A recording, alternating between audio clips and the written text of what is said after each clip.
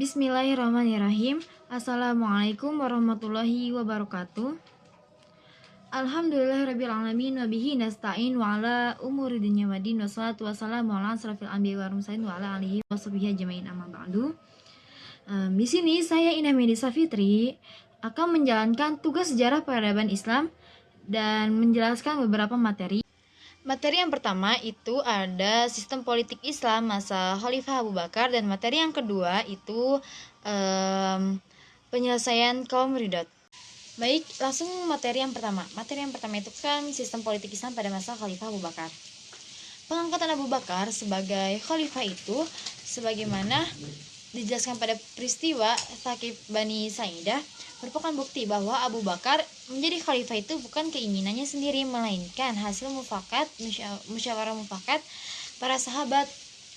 Dengan terpilihnya Abu Bakar menjadi khalifah, maka mulailah beliau menjalankan kekhalifahannya, baik sebagai pemimpin umat maupun sebagai pemimpin pemerintahan. Adapun sistem politik pada Khalifah Abu Bakar yaitu bersifat sentral, yang mana yudikatif, eksekutif, legislatif. Nah, ketiga itu berpusat di tangannya khalifah.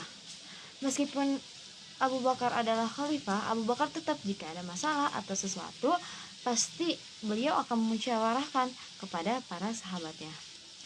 Sedangkan kebijaksanaan politik yang dilakukan Abu Bakar dalam mengembangkan kekhalifahannya yaitu yang pertama, ada mengirim pasukan di bawah pimpinan Usamah bin Zaid untuk memerangi kaum Romawi sebagai realisasi dari rencana Rasulullah ketika beliau masih hidup. Yang kedua itu ada timbulnya kemunafikan dan kemurtadan. Hal ini disebabkan dengan adanya anggapan bahwa setelah Rasulullah SAW wafat, maka segala perjanjian dengan Rasulullah itu akan terputus. Lalu kemurtadan di sini itu terbagi menjadi dua, yaitu yang pertama ada mereka yang mengaku dirinya sebagai nabi dan pengikutnya, dan yang kedua mereka yang membedakan antara zakat dan sholat. Dan yang ketiga ada mengembangkan wilayah Islam keluar Arab, ini ditujukan ke Persia dan Syria. Untuk memperluas Islam ke Syria yang dikuasai oleh Romawi Kaisar Heraklius, Abu Bakar menugaskan 4 orang panglima perang, yaitu diantaranya yang pertama ada Yazid bin Abu Sufyan ditempatkan di Damaskus, dan yang kedua ada Abu Ubaidah di Homs, dan yang ketiga ada Amir bin As di Palestina, dan yang keempat ada Surahbil bin Hasanah di Yordan. Usaha tersebut diperkuat oleh kedatangan Khalid bin Walid dan pasukannya serta Musanna bin Harithah yang sebelumnya Khalid telah berhasil mengadakan perluasan ke beberapa daerah di Irak dan Palestina dalam peperangan melawan Persia disebut sebagai pertempuran berantai. Hal ini karena perlawanan dari Persia yang beruntun dan membawa banyak korban. Adapun kebijakan di bidang pemerintahan yang dilakukan oleh Abu Bakar, yaitu diantaranya adalah yang pertama, pemerintahan berdasarkan musyawarah, dan yang kedua itu amanat Baitul Mal, dan yang ketiga itu konsep pemerintahan, dan yang keempat kekuasaan undang-undang. Sekian materi yang pertama. Dilanjut materi yang kedua. Selanjutnya, materi yang kedua itu ada penyelesaian kaum ridot. Awal mula pertempuran atau pemberontakan ridot. Kekhalifahan Abu Bakar yang begitu singkat sangat disibukkan dengan perperangan dalam pertempuran itu. Tidak hanya melawan musuh-musuh Islam dari luar, tapi juga dari dalam. Gerakan riddat atau gerakan belat agama, hal ini terjadi karena ada sekelompok orang yang memancangkan panji pemberontakan terhadap negara Islam di Madinah dan meninggalkan Islam setelah Rasulullah wafat. Ya, selanjutnya ada pokok-pokok pertempuran. Yang pertama ada mengutus Khalid bin Walid untuk membuat Tulaiha menunduk. Pada perang Muzaka mereka berhasil dengan cemerlang, jadi berhasilnya itu kepada Khalid. Jadi Khalid al-Asadi itu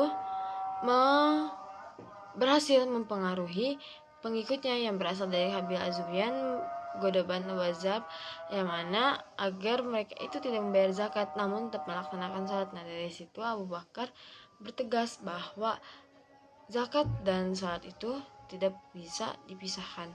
Qadar itu Khalid bin Walid itu diperangi oleh Khalid bin Walid itu memerangi si Tulaiha ini agar mereka menunduk dan kembali kepada jalan yang benar.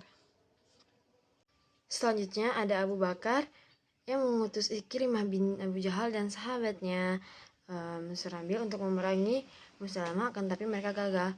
Nah di sini di saat mereka gagal, alhamdulillahnya itu mereka mati syahid, meskipun mereka itu sempat sebelumnya itu membenci Rasulullah. Tetapi mereka alhamdulillahnya pada akhirnya mereka mati syahid. Dan poin yang terakhir itu ada mengutus Khalid lagi untuk memerangi nabi palsu, yaitu yang ada di Yaman, yaitu Musailamah. Nah, alhamdulillahirrahmanirrahim itu Khalid bisa mengalahkan Musailamah pada perang Yamamah. Musailamah ditebas tangannya oleh Khalid bin Walid, padahal Khalid bin Walid itu tentaranya 2.000, sedangkan Musailamah itu ada 200.000. Tetapi atas izin Allah, Khalid bisa mengalahkan Musailamah, dan Khalid menebas tangannya Musailamah, dan Musailamah pun wafat di medan perang.